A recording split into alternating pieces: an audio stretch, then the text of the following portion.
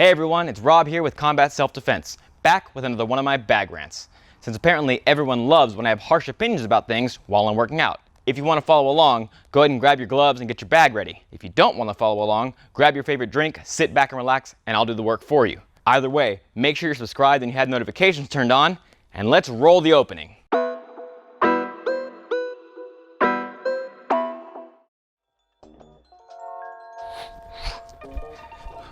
Alright, so today we're going to talk about Bunkai, which is the karate concept of pulling techniques, movements, or principles out of your kata or your forms.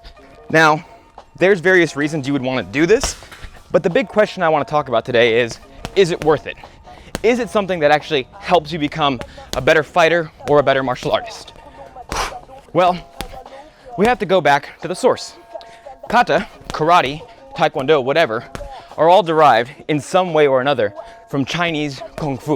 A lot of Kung Fu styles were originally grappling styles, or grappling heavy styles that happen to incorporate some close range strikes. So, stuff like Kata or Tao Lu were invented as a way for a lot of people to practice Kung Fu forms without having to break their opponent's arm or slam them to the ground. So if we look at this from a historical context, Bunkai would have had to come before Kata, because historically they would have put more of an emphasis on learning to fight and defend yourself rather than being able to practice it safely. The kata had to have come from the bunkai so that we could have groups of people practicing martial arts without a risk of injuring themselves and being unable to then go to war or defend themselves from a potential invader or whatever. So does bunkai and kata training make you a better fighter? Make you better at defending yourself? Well, the short answer is no. But the long answer is yes. And it's here where we should talk about Wonderboy.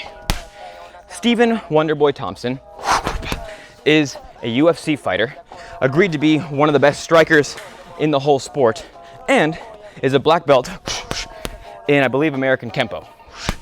And he has admitted to using a lot of kata and bunkai in his training. I know this because he has a YouTube channel that you should check out. Link is going to be up here somewhere. But people will use Wonderboy as an example for how bunkai and kata can turn you into a good fighter.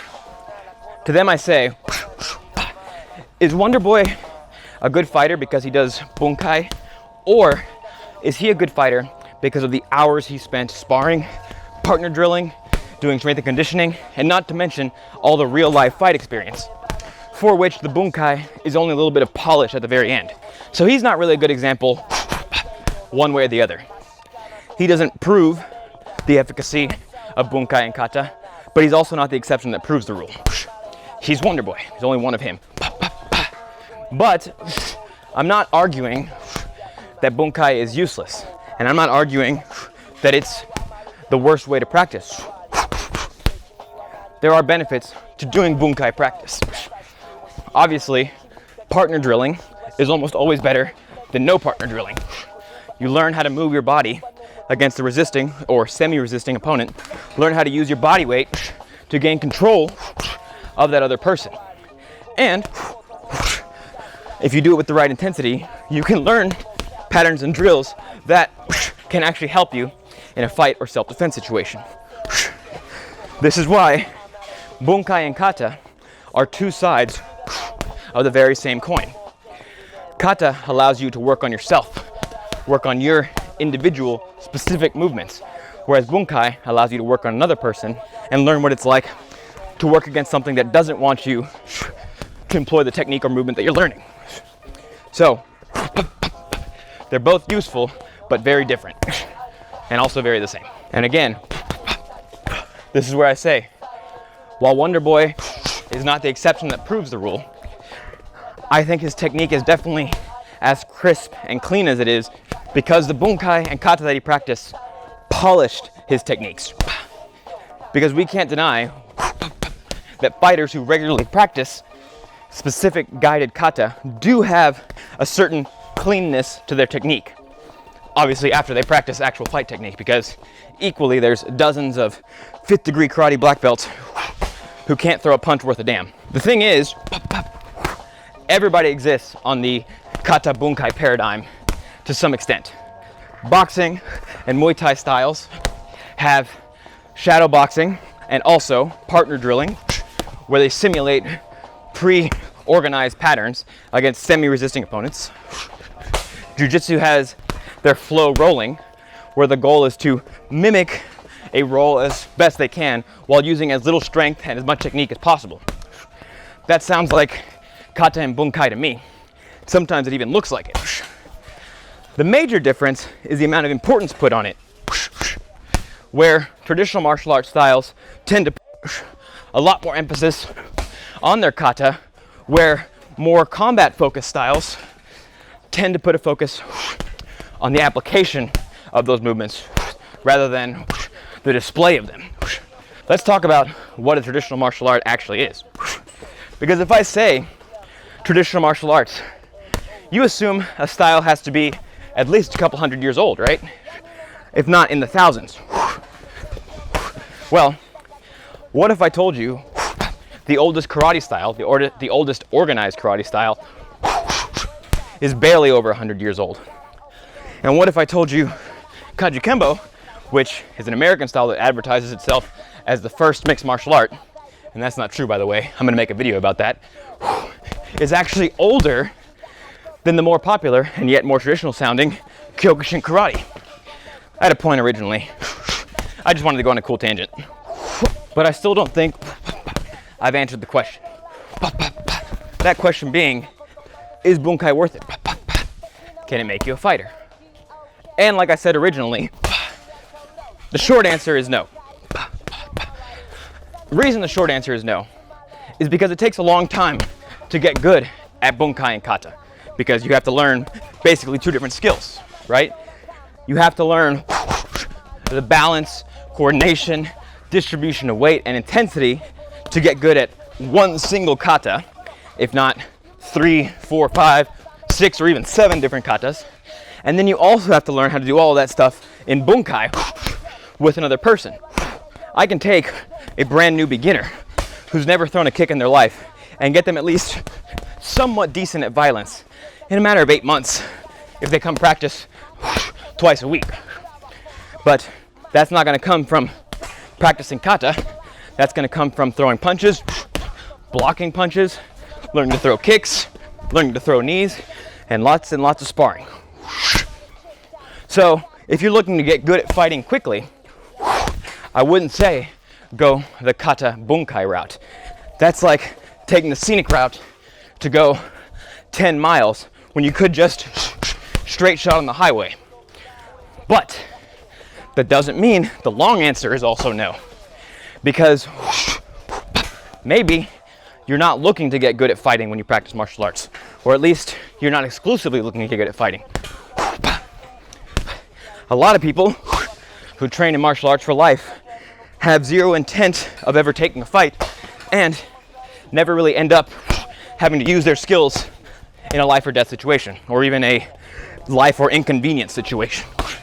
Because not all physical assaults are life and death. Sometimes it's just a couple bruises that are on the line. Doesn't mean you want to get those bruises, but doesn't mean your life is on the line either. Some people practice martial arts for the community of it, to have fun, for the exercise of it, for the moving meditation of it. There's a lot of reasons beyond just fighting to practice martial arts. And if you're looking for more than just fighting, then maybe Bunkai can fulfill that need for you, because there's now an exploratory aspect to it.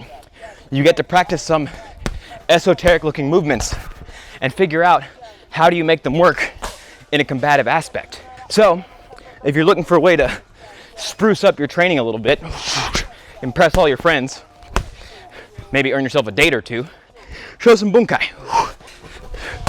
Girls love Bunkai. And you could take that to the bank. Ultimately, this opens us up to another question.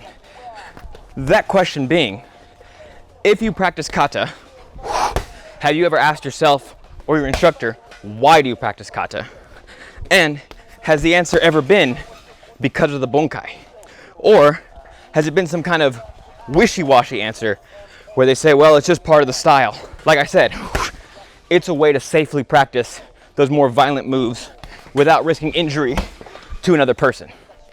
Now note, I'm not saying there are techniques that are too dangerous to practice on another person, but we have to admit, even at our intense roles, we don't intend on hurting our training partners. That might be a byproduct of what happens, that might be an accident, but even when we keep it intense, we're still respectful of the person we're working with, and we try not to hurt them. However, because I'm a contrarian, I don't believe that kata is the best way to practice techniques with a good intensity. At least I don't buy that as a reasoning. I buy that as a justification, but not a reason. And there's a difference between the two. Just like kata had to have come after bunkai, justifications come after the fact. They're not a reason for something happening. They're a way for us to rationalize why something happened. I think you can practice a technique with 60% intensity most of the time and still get pretty good results and learn how to amp it up in an actual fight or self-defense situation. But I think putting that intent in the solo practice of the kata reminds you that you have to do it when you're doing bunkai or when you're fighting. So like I said,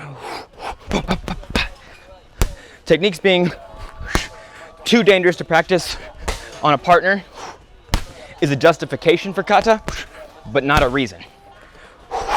You need to be looking for the reason for things instead of trying to come up with justifications. If you do that, you'll get a whole new level of understanding of them.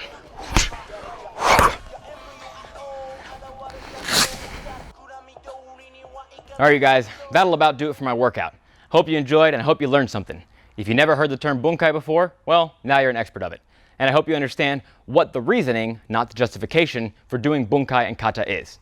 That being said, if you're looking for a channel that combines the practicality of combat sports with reality of self-defense and the fun of traditional martial arts, then please be sure to subscribe, tap the notification bell, like, share, and leave a comment. And if you're looking to support the channel, head on over to combatsd.square.site and pick up the official Combat Self-Defense t-shirt, tank top, crop top, coffee mug, or anything else we happen to have in the store.